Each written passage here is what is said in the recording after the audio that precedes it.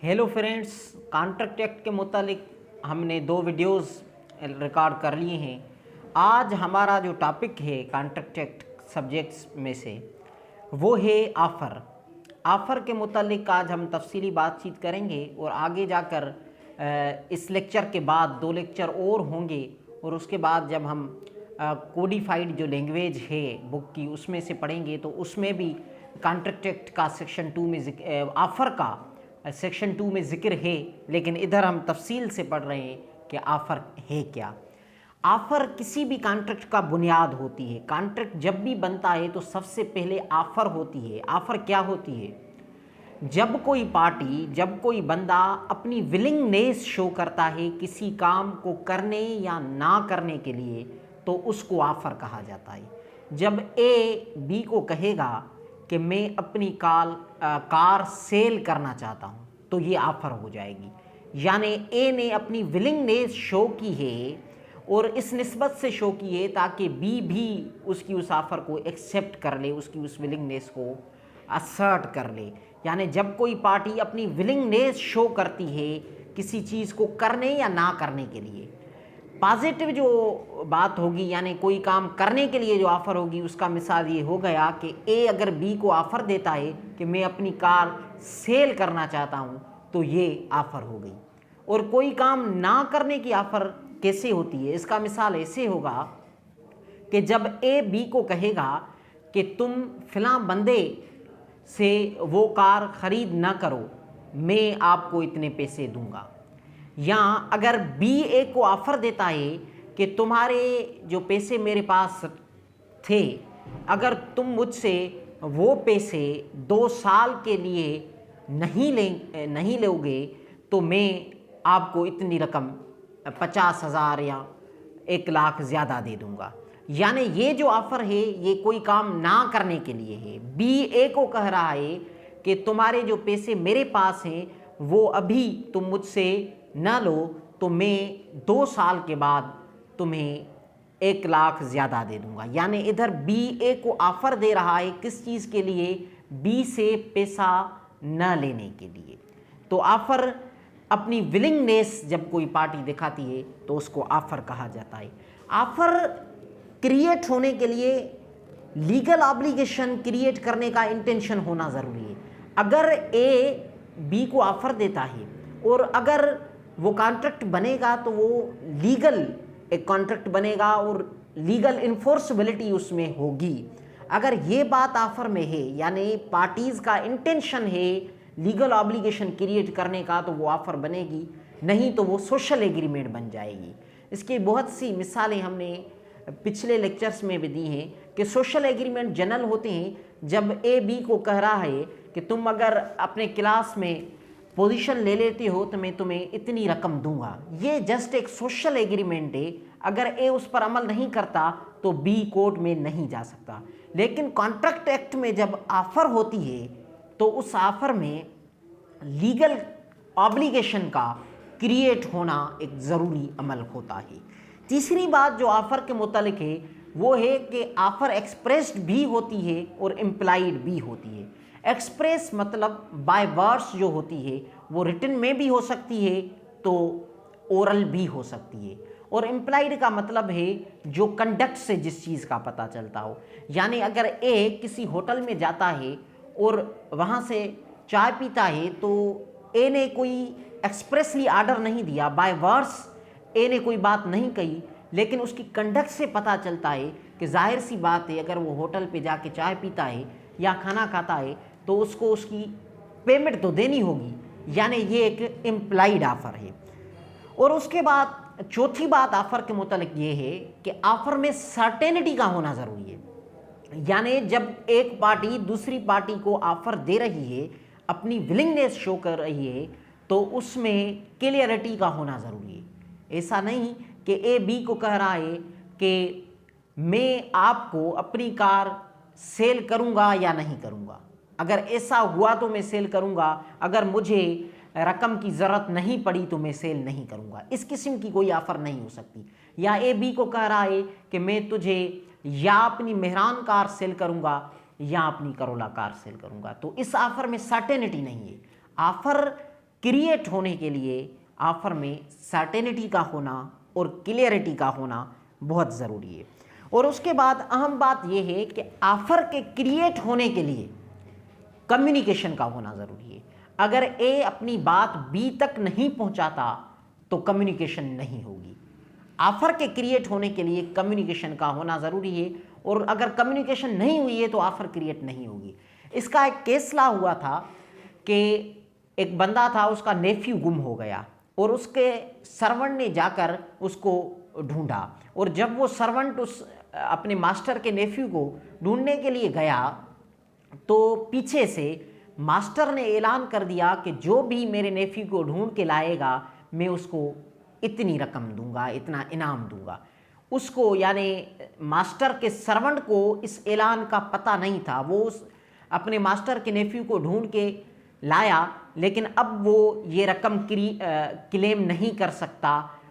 ये जो ऑफ़र दी थी, जनरल ऑफ़र दी थी मास्टर ने, उसकी कम्युनिकेशन नहीं हुई थी। किसके साथ? सर्वेंट के साथ। तो कम्युनिकेशन का होना, ऑफ़र के बारे में पता होना दूसरी पार्टी को ज़रूरी है। अगर पता नहीं है तो कम्युनिकेशन नहीं होगी। और उसके बाद ऑफ़र जो है वो कॉल पे भी होती है। अगर एक बंदा दूसरे को कॉल करता है तो ऑफ़र कैसे होगी और ऑफ़र की एक्सेप्टेंस कैसे होगी? ये ऐसा होगा कि ए अगर बी को कॉल करता है और बगैर किसी डिस्टर्बेंस के वो कॉल, वो आवाज़ ऑडिबल है और बी तक पहुंच जाती है वो आवाज़, तो ऑफ़र कम्युनिकेट हो गई। अगर क्लियरली वो आवाज़ बी तक नहीं पहुंचती तो ऑफ़र जो है कंप्लीट नहीं होगी। और उसके बाद है कि अगर मेल के थ्रू ऑफ़र दी जाती है तो जैसे ही वो मेल, ए अगर मेल कर रहा है बी को कि मैं अपनी कार सेल करना चाहता हूं, तो जैसे ही वो मेल बी तक पहुंचेगी तो ऑफ़र कंप्लीट होगी। अगर बी तक नहीं पहुंचती तो ऑफ़र कंप्लीट नहीं होगी। यानी जब तक वो बात दूसरी पार्टी यानी ऑफरी या प्रामिजी को पता नहीं लगता उस बात के बारे में, उस ऑफ़र के बारे में, तब तक ऑफ़र की कम्युनिकेशन कंप्लीट नहीं होती, ऑफ़र कंप्लीट नहीं होती। ऑफ़र तब ही कंप्लीट होगी जब दूसरी पार्टी को उस मुतालिक पता चले।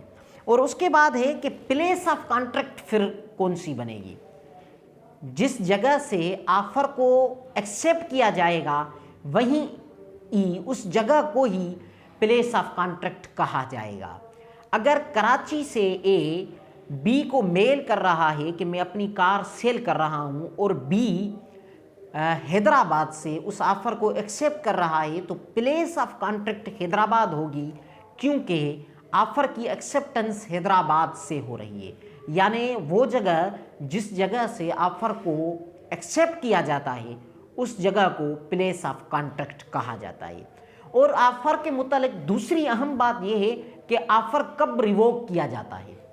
यानी अगर एक बंदे ने ऑफ़र दे दिया है और अब उसका मूड तब्दील हो गया है, तो क्या वो उस दी गई ऑफ़र को रिवोक या रिजेक्ट या विथड्रॉ कर सकता है या नहीं? हाँ, बिल्कुल कर सकता है, लेकिन कुछ टर्म्स और कंडीशंस हैं। फॉर एग्जांपल, अगर ए बी को ऑफ़र देता है और वो ऑफ़र जो है वो बी तक पहुंच जाती है, और जब तक बी उसको एक्सेप्ट नहीं कर लेता तब तक ए के पास ये ऑप्शन है कि ए अपनी उस ऑफ़र को रिजेक्ट या रिवोक कर सकता है। यानी ए ने अगर बी को मेल किया है और बी ने वो मेल रिसीव कर दिया है, ए बी को मेल करता है कि मैं अपना हाउस सेल करना चाहता हूँ, वो मेल बी तक पहुँच गया है, लेकिन बी ने जब तक उस मेल का जवाब नहीं दिया है तब तक ए उस ऑफ़र को रिजेक्ट कर सकता है, रिवोक कर सकता है, विथड्रॉ कर सकता है। अगर बी ने वो ऑफ़र एक्सेप्ट कर ली तो फिर ए के पास ये ऑप्शन मौजूद नहीं है कि ए अपनी उस ऑफ़र को रिवोक कर सके या नहीं। अगर सेम ही दिन ये दोनों बातें होती हैं, यानी जिस दिन ए अपनी ऑफ़र को रिवोक करता है उसी दिन अगर बी उस ऑफ़र को एक्सेप्ट करता है, तो फिर टाइम को देखा जाएगा। अगर जिस टाइम पे ए अपनी ऑफ़र को रिवोक करता है तो उस टाइम बी ने उसको एक्सेप्ट नहीं किया है, यानी ए बी की ऑफ़र को एक्सेप्ट करने से पहले اگر اپنی آفر کو ریووک کرتا ہے تو پھر وہ ریووک ہو سکتی ہے، لیکن اگر بی نے ایکسیپٹ کر لیا ہے اور پھر اے اپنی آفر کو ریووک کرتا ہے، سیم ہی دن کرتا ہے جس دن بی نے اس آفر کو ایکسیپٹ کیا ہے، لیکن کچھ ٹائم کے بعد بی نے اس کو ایکسیپٹ کر لیا ہے اور پھر کچھ ٹائم کے بعد اگر اے اپنی آفر کو ریووک کرتا ہے تو پھر وہ ریووک نہیں ہوگی۔ یعنی ایکسیپٹنس سے پہلے آفر کو ریووک کیا جا سکتا ہے، لیکن جب آفری اس آفر کو ایکسیپٹ کرے گا تو پھر اس کے بعد اس کو ریووک نہیں کیا جا سکتا۔ اور اس کے بعد آفر کے متعلق یہ بات بھی ہے کہ اگر رانگ ایڈریس پر آفر کی ایکسیپٹنس جاتی ہے تو کیا وہ ایکسیپٹ کی جائے گی یا نہیں؟ ہاں، اس کی کچھ ٹرمز اور کنڈیشنز ہیں۔ مثال کے طور پر اگر اے نے بی کو آفر دیا ہے اور اس آفر میں جو ایڈریس لکھی ہے وہ غلط لکھی ہے تو بی ظاہر سی بات ہے اس آفر پر ہی اس ایڈریس پر ہی اپنی ایکسیپٹنس دے گا جو ایڈریس آفرر نے اس کو اپنے لیٹر میں دی ہے۔ تو یہاں ایڈریس جو ہے وہ آفرر کی طرف سے غلط دی گئی ہے، غلطی جو ہے وہ آفرر کی ہے، تو یہاں جو کانٹریکٹ ہوگا وہ بن جائے گا، کیونکہ جب ایکسیپٹ کرے گا بی اس کو تو ظاہر سی بات ہے کہ وہ رانگ ایڈریس پر ہی کرے گا، لیکن پھر بھی جو غلطی ہے وہ آفرر کی ہے، اس لیے اس کانٹریکٹ کو، اس آفر کو ایکسیپٹ سمجھا جائے گا۔ اور اس کے بعد اگر پوسٹ مین کی کوئی غلطی ہے، اگر وہ آفر جو ہے وہ ڈیلے ہو جاتی ہے، گم ہو جاتی ہے، اور آفر کی ایکسیپٹنس جو ہے یا آفر کی کمیونیکیشن جو ہے وہ دوسری پارٹی تک نہیں پہنچتی اور اس میں اس پارٹی کی کوئی غلطی نہیں ہے لیکن پوسٹ مین کی کوئی غلطی ہے، تب بھی اس آفر کو ایکسیپٹ سمجھا جائے گا اور اس کو ریجیکٹ نہیں سمجھا جائے گا، کیونکہ اس میں جو غلطی ہے وہ دونوں پارٹیز کی نہیں ہے بلکہ پوسٹ مین یعنی تھرڈ مین کی ہے۔ آخری بات جو آفر کے بارے میں ہے وہ ہے آفر کے ٹائپس۔ آفر کے ٹائپس میں سے سب سے پہلا جو ٹائپ ہے وہ ہے اسپیشل آفر۔ اگر اے بی کو کوئی آفر دے رہا ہے تو یہ اسپیشل آفر ہو جائے گی، یعنی اگر ایک پرٹیکولر بندے کو یا ایک پرٹیکولر کیٹیگری آف پیپل کو کوئی آفر دی جاتی ہے تو اس کو اسپیشل آفر کہا جاتا ہے۔ لیکن اگر جنرل آفر دی جاتی ہے، اگر کوئی بندہ اعلان کرتا ہے کہ میرا والٹ گم ہو گیا ہے، کوئی بھی بندہ جو اس والٹ کو ڈھونڈ کے لائے گا میں اس کو اتنا پیسہ انعام میں دوں گا، تو یہ جو آفر ہے یہ ایک جنرل آفر ہے، یعنی یہ آفر کسی بندے کو پرٹیکولرلی نہیں دی گئی ہے۔ اور اس کے بعد آفر کا جو ٹائپ ہے وہ ہے کاؤنٹر آفر۔ کاؤنٹر آفر ہوتی ہے موڈیفیکیشن آف آفر، یعنی اگر اے بی کو کہہ رہا ہے کہ میں اپنی کار 10 لاکھ میں سیل کر رہا ہوں اور بی نے کراس آفر دے دیا اور بی نے کہا کہ میں یہ کار خریدوں گا لیکن 8 لاکھ میں 10 لاکھ میں نہیں، تو یہ موڈیفیکیشن ان آفر ہو گئی، کاؤنٹر آفر ہو گئی، یعنی وہ آفر جو دی گئی تھی اس میں اس کو ماڈیفائی کر لیا گیا، تو اس کو کاؤنٹر آفر کہا جاتا ہے۔ اس کے بعد ایک کراس آفر۔ کراس آفر ہوتی ہے آئیڈینٹیکل آفر۔ اگر اے نے بی کو آفر دیا ہے اور بی نے اے کو سیم ہی آفر دیا ہے لیکن اے کو پتہ نہیں ہے، اے نے بی کو میسج کیا ہے کہ میں اپنی کار سیل کرنا چاہتا ہوں اور بی نے بھی اے کو سیم آفر دی ہے کہ میں تم سے تمہاری کار خریدنا چاہتا ہوں، تو یہ سیم آفر ہو گئی لیکن دونوں پارٹیز کو پتہ نہیں ہے، تو اس کو کراس آفر کہا جاتا ہے۔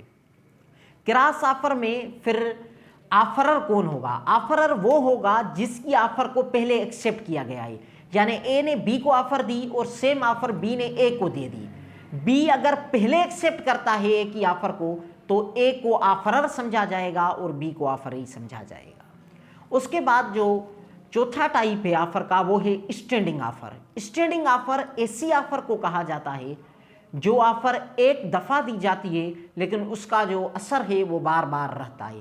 فار ایگزامپل جو نیوز پیپر مین ہوتے ہیں، جو نیوز پیپر فروخت کرتے ہیں، اخبارات کو جو فروخت کرتے ہیں، ان کو آرڈر ایک بار دیا جاتا ہے اور سارا مہینہ وہ گھر گھر اخبارات کو پہنچاتے ہیں، تو یہ جو offer news paper sales man کو دی گئی ہے یہ ایک بار دی گئی ہے لیکن وہ بار بار اس آفر کو فلفل کر رہے ہیں، تو ایسی آفر کو اسٹینڈنگ آفر کہا جاتا ہے۔